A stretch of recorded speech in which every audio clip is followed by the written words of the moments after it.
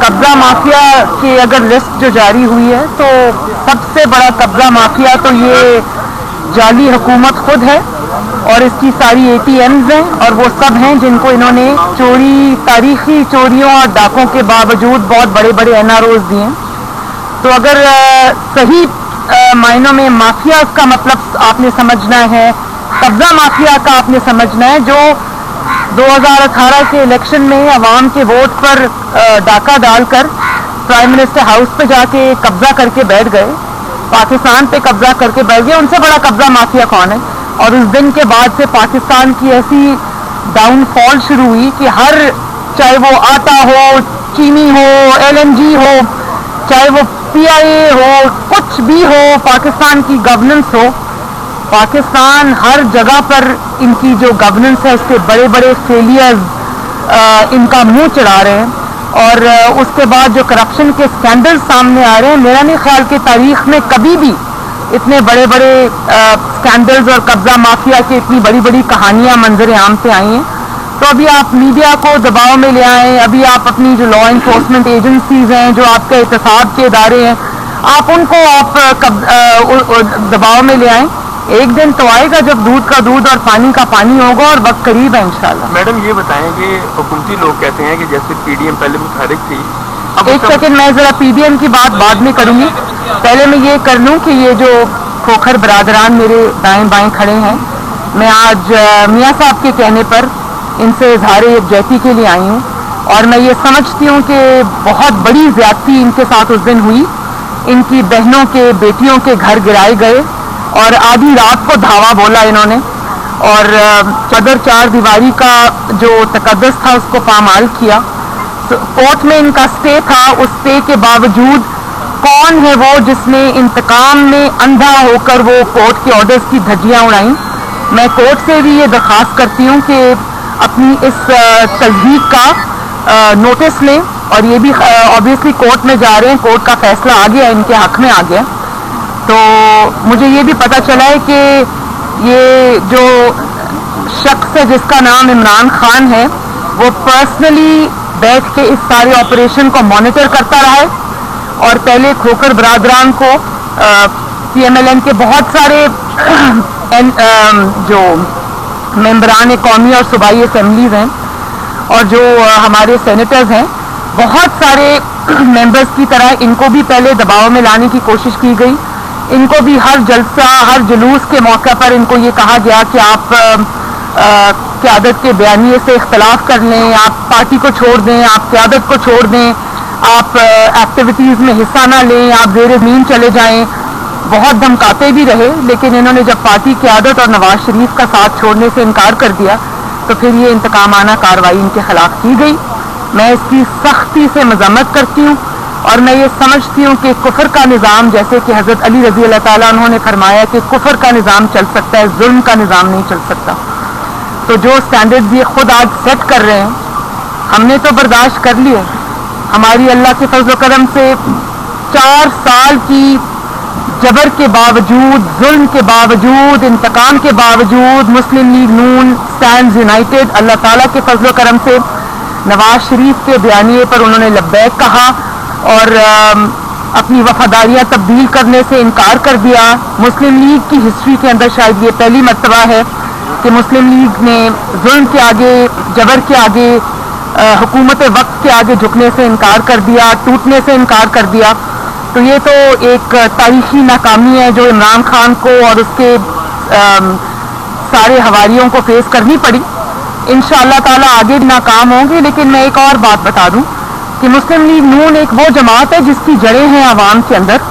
اس میں یہ افضل کھوکھر صاحب اور سیف کھوکھر صاحب جیسے وفادار میاں صاحب کے بااعتماد ساتھی بھی ہیں, اور مسلم لیگ نون کی پورے پاکستان کے اندر بہت مضبوط جڑیں ہیں ماشاءاللہ.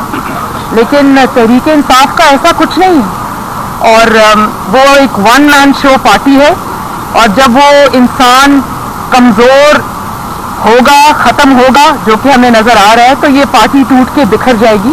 مسلم لیگ نون پہ توجہ کرنے کی بجائے ذرا اپنی توجہ آپ کائنڈلی اپنی جماعت کی طرف کریں.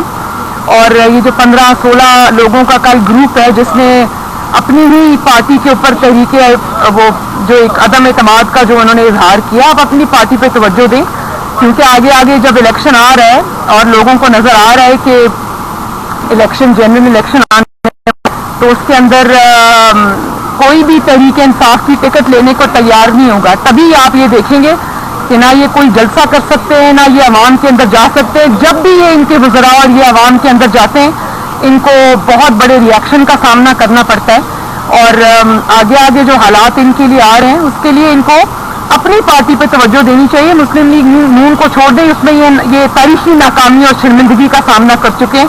अल्लाह ताला ने का बड़ा फजल है, मुस्लिम लीग नून आज भी पूरी आबोताब के साथ खड़ी है।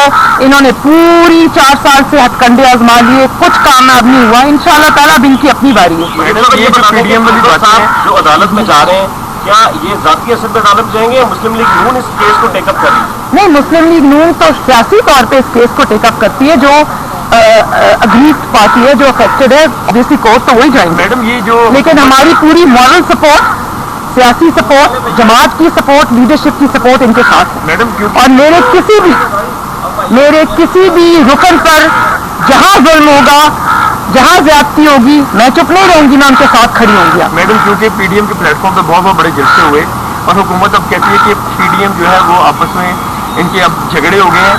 ये हुकूमत की खाली खाम ख्याली है। और दूसरी बात ये कि 2021 आप समझते हैं कि ये इलेक्शन ईयर है। हुकूमत की खाम ख्याली नहीं है, ये हुकूमत की ख्वाहिश है जो दम तोड़ती हुई नजर आ रही है।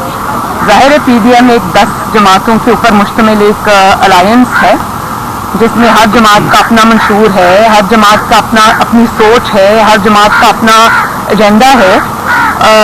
लेकिन मैं ये समझती हूँ कि मिसाली इस वक्त जो है वो कोऑर्डिनेशन है, हर इशू को बैठ के हम डिस्कस करते हैं और कोई इल फीलिंग नहीं है, कोई इख्तलाफ नहीं है। अगर सोच का, राय का इख्तलाफ होता भी है तो वो उसको हम बड़े अच्छे तरीके से बैठ के इमाम व तफहीम के साथ डिस्कस करते हैं, हल करते हैं।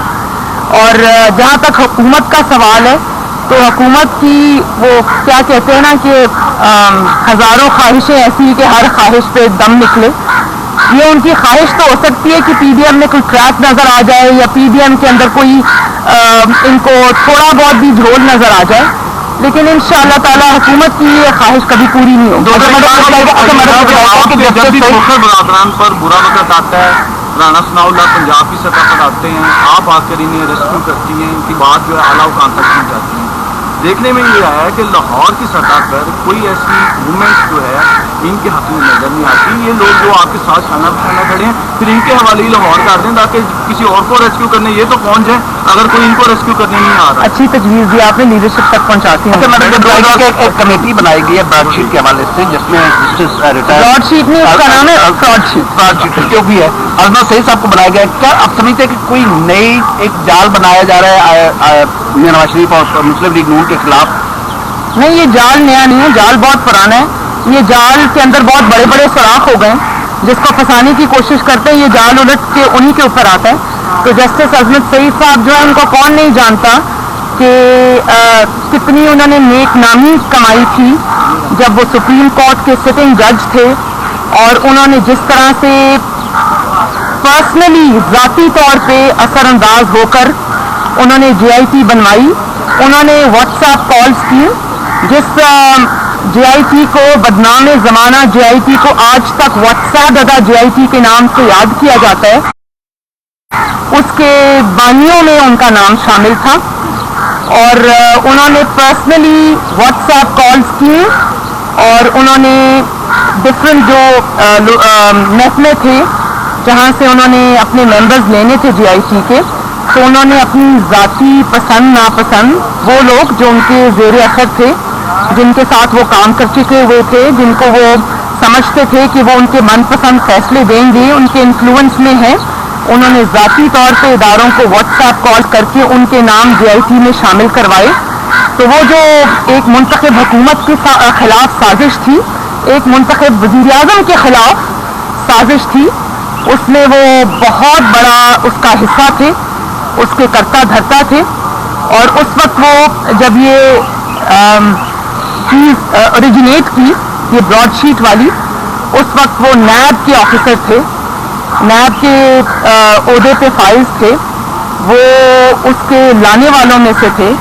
तो जो शख्स इस सब चीज़ का जिम्मेदार हो, जो पाकिस्तान के अरबों रुपए जो हैं वो एक फ्रॉड की नज़र कर दिए गए। और क्या नाम है जी कल उनका जिसका स्टेटमेंट आया था, मुस्वी नहीं आदम को याद फारूक आदम साहब। कल फारूक आदम साहब ने खुद ही कह दिया कि हमारी जो सारी वो $1 अरब का जो एक मुझका खेज एक इल्ज़ाम नवाज शरीफ पर लगा था बाकी सारे इल्ज़ामात की तरह, उसकी कलई उन्होंने खुद ही खोल दी। उन्होंने कहा जी वो स्पेकुलेशन पे बेस्ड था। तो अब आप खुद ही सोच लें कि इन्होंने ये नवाज शरीफ को बदनाम करने के लिए एक नया स्कैंडल खोलने की कोशिश की थी, लेकिन उल्टा वो इनके सर पे पड़ गया। अभी तो इन्होंने बहुत सारे सवालात के जवाब देने हैं कि किस तरह ये पैसा अप्रूवल के बगैर, अवाम के इल्म में लाए बगैर रातों रात ये ट्रांसफ़र किया गया यूके की यूके में पाकिस्तानी हाई कमीशन के अंदर के अकाउंट में। और लंदन कोर्ट का फैसला आने से पहले इसको ट्रांसफ़र किया गया। पाकिस्तान के अवाम की जो खून पसीने की कमाई है मैं उसकी बात कर रही हूँ, और इसलिए ट्रांसफ़र किया गया कि आओ और इसको जब्त कर लो, सिर्फ इसलिए कि आप ये नहीं बताना चाहते थे लोगों को कि नवाज शरीफ के खिलाफ जो JIT रिपोर्ट जिसके ऊपर ये बेस था वो गलत थी, और अगर ये हक़ाइक़ सामने आ जाते तो नवाज शरीफ एग्जॉनरेट हो जाता। उसको एग्जॉनरेशन से बचाने के लिए आप और अपने आप को, अपने इल्ज़ामात को झूठा साबित होने से बचाने के लिए, अपने आप को शर्मिंदगी से बचाने के लिए आपने इतना बड़ी रकम पाकिस्तान के अवाम की आपने बर्बाद कर दी। और फिर ना सिर्फ ये कि बर्बाद कर दी, आपके हुकूमत के बड़े बड़े अफसरान वहाँ पे रेस्टोरेंट्स में बैठकर मौसवी साहब से कमीशन मांग रहे थे। आपने वो तब भी नहीं बख्शा पाकिस्तानी अवाम के पैसे को। तो इन चीज़ों का हिसाब तो आपको देना पड़ेगा। और कभी ऐसा हुआ है कि कभी किसी हाई कमीशन के इस तरह से अकाउंट्स जो है वो सीज हो गए? ये तो पाकिस्तान में जिस तरह ये मलेशिया में पहली मरतबा जो वो फीस ना जमा होने की वजह से पाकिस्तानी तैयारे को कब्जे में ले लिया गया, वहाँ पे 166 जो हमारे पाकिस्तानी बहन भाई जो पैसेंजर्स थे उनको उसका खमियाजा भुगतना पड़ा। और जिस तरह यूनाइटेड नेशंस ने ये कह दिया है कि हमारे जो लोग हैं वो पाकिस्तानी एयरलाइंस पे PIA पे सफ़र नहीं करेंगे, इसी तरह आपने हर जगह पाकिस्तान को बदनाम करने में कोई कसर नहीं छोड़ी।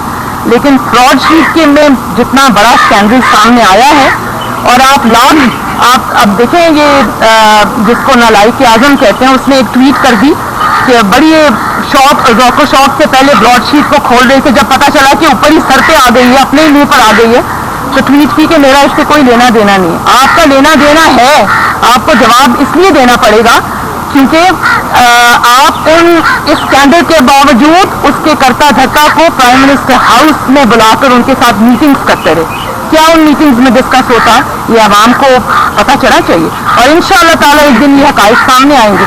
जस्टिस अजमत सईद साहब की जहाँ तक आपने बात की, वो शौकत खानम के बोर्ड के मेंबर्स में से हैं। तो ऑब्वियसली जिन्होंने नवाज शरीफ के खिलाफ जो भी साजिश में शामिल रहा है उसको वाजिद ज़िया साहब की तरह और बाकियों की तरह उसको रिवॉर्ड करना तो ज़रूरी है।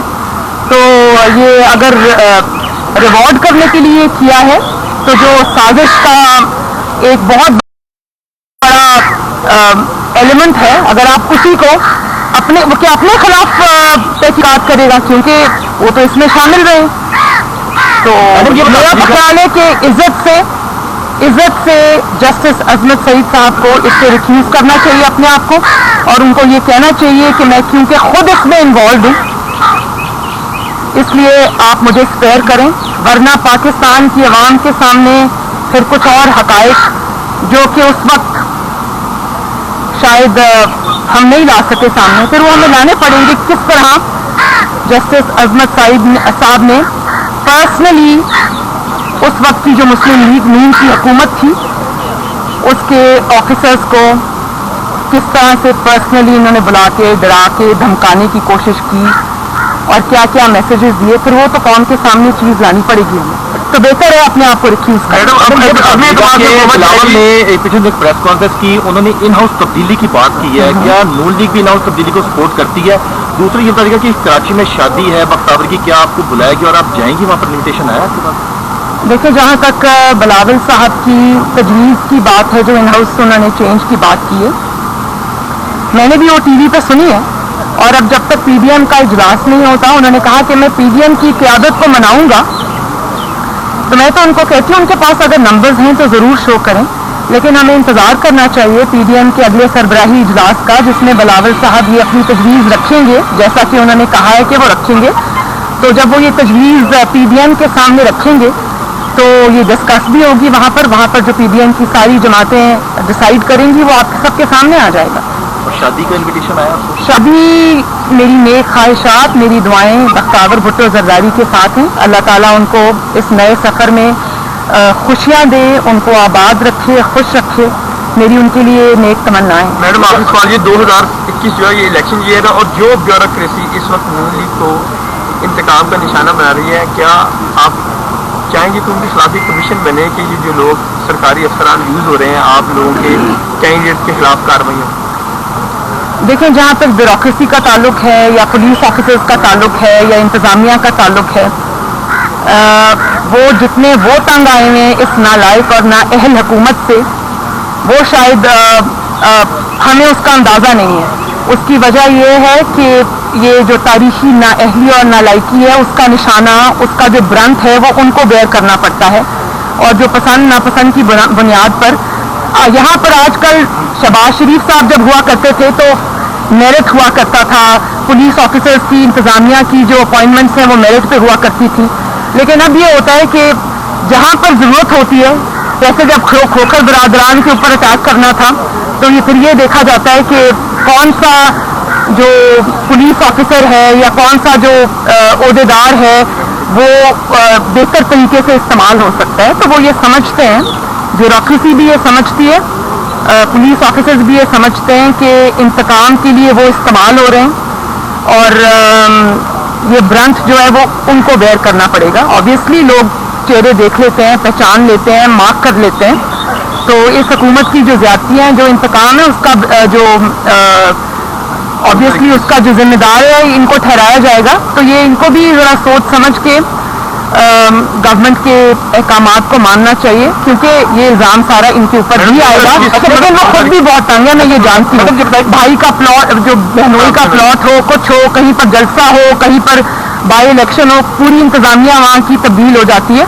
तो ये जो अपॉइंटमेंट्स होती है ना प्रोफेशनल ऑफिसर्स की, वो इन बुनियादों पर जब की जाएंगी तो ऑब्वियसली उनका करियर अफेक्ट होता है। और सबसे ज़्यादा आई थिंक अफेक्टेड जो है वो पंजाब की ब्यूरोक्रेसी है। अच्छा, पीडीएम के जो आने वाला इजलास, मेरी हमदर्दियाँ ब्यूरोक्रेसी के साथ। 4 फरवरी को जो पीडीएम का इजलास हो रहा है, उसमें कितने नुकात डिस्कस किए जाएंगे? क्योंकि सारा प्रोसेस हो गया, इस्तीफे और लॉन्ग मार्च रह गए और तनकीद भी की जा रही है कि शायद इस पे इत्तेफाक और कंसेंसस नहीं हो पा रहा। किस चीज़ के ऊपर? इस्तीफों पे और लॉन्ग मार्च पे। इस पे क्या लॉन्ग मार्च पे तो कंसेंसस है, इस्तीफों के ऊपर की टाइमिंग के ऊपर और ऑब्वियसली अब पीपल्स पार्टी ने एक बात की है, इन हाउस जो चेंज है उसकी उन्होंने एक बात की है, तो पहले उसको डिस्कस करेंगे। ऑब्वियसली लॉन्ग मार्च भी डिस्कस होगा, इस्तीफे भी डिस्कस होंगे, उसका टाइमिंग भी डिस्कस होगा और साथ बिलावल भुट्टो जरदारी साहब की तजवीज़ भी डिस्कस होगी। मैडम आखिरी बस ये सवाल कि आप हुकूमत को 5 साल पूरे करने देंगे या ये 2021 जो है ये इलेक्शन ईयर है? हम अगर हुकूमत को 5 साल पूरे करने दें भी तो ये हुकूमत अपनी हरकतों से 5 साल पूरे नहीं कर सकती। मैडम जो रोज़ आप महंगाई का तूफान देख रहे हैं, जिस तरह से लोग क्रिपल होके रह गए हैं, जिस तरह से रोज़ पेट्रोल, डीजल, गैस महंगी हो रही है और उसकी शॉर्टेज हो रही है, और जिस तरह से रोज़मर्रा के इस्तेमाल करने की जो चीज़ें हैं उन्हें आवाम की कुव्वत ख़रीद ख़त्म होकर रह गई है, और जिस तरह से गवर्नेंस का हाल है, जिस तरह से पाकिस्तान की पूरी दुनिया में रुसवाई हो रही है इस नालायकी और नाअहली से, तो ये हुकूमत खुद ही अपने खात्मे के लिए काफ़ी, अगर हम इसको 5 साल देना भी चाहें तो ये अपने आप को 5 साल देने को तैयार नहीं है। मैडम पंजाब में तब्दीली के हवाले से आपके पास काफ़ी नंबर ऑफ गेम्स हैं पंजाब असेंबली के अंदर, तो उसमें कोशिश अगर चौधरी बरादरान आपको अप्रोच करें तो इन हाउस तब्दीली के लिए कोशिश की जा सकती है उनकी जाने से?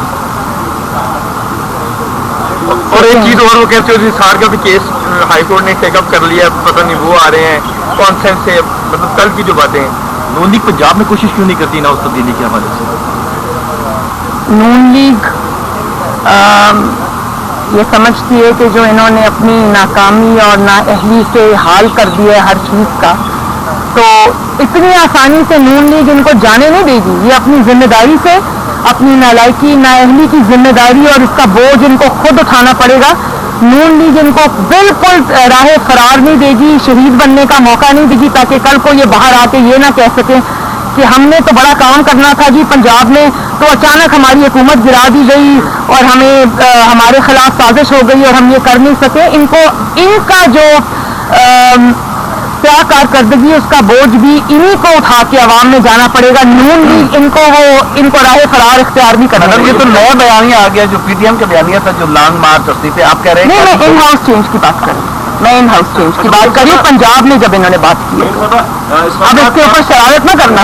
9 मार्च गिरवी होने का मामला सामने आया तो कल वफाकी कबीना के इजलास में तजवीज़ दी गई कि वज़ीर-ए-आज़म हाउस को या जो ऐवान सदर है उसको गिरवी रखवा दिया जाता। तो क्या वज़ीर-ए-आज़म हाउस या ऐवान सदर तो कौम की अमानतें है ना, कौम की वो मलकियत है, उसको क्यों रखें गिरवी? अगर गिरवी रखना है तो बन्नी गाला को गिरवी रख लें।